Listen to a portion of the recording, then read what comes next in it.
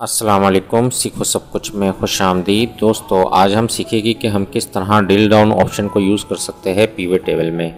इस वक्त हमारे पास AR ट्रेडर प्राइवेट लिमिटेड की सेल्स रिपोर्ट है और जिसमें हमें date, product, country, quantity, rate और अमाउंट दिया गया है।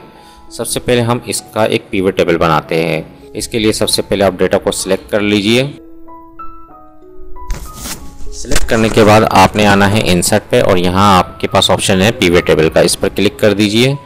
और क्योंकि मुझे नई वर्कशीट पर पीवट टेबल बनाना है, मैंने ओके पर क्लिक किया। इस वक्त ये पीवट टेबल का ऑप्शन आ गए और जिसमें तमाम फील्ड शो हो रही है। मैं प्रोडक्ट को रो वाइज शो करना चाह रहा हूँ और अमाउंट को वैल्यू में। तो आप देख रहे हैं कि इस वक्त हमारे पास टोटल अमाउंट आ रहा है कीबोर्ड की सेल्स का। LCD की जो सेल्स हुई है वो 1,65,000 है और माउस की 60,000 है।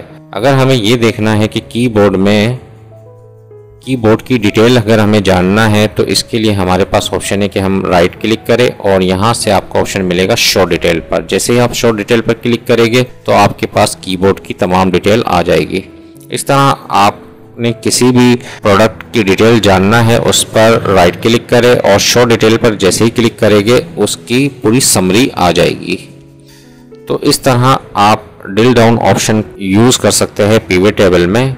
तो दोस्तों, उम्मीद है कि वीडियो आपको बहुत पसंद आई होगी। लाइक और सब्सक्राइब करना मत भूलिएगा। दोस्तों, आप मेरे चैनल को सब्सक्राइब जरूर कीजिए ताकि कोई भी नई वीडियो आए तो उसका नोटिफिकेशन आपको मिलता रहे। Thanks for watching. अल्लाह हाफिज़।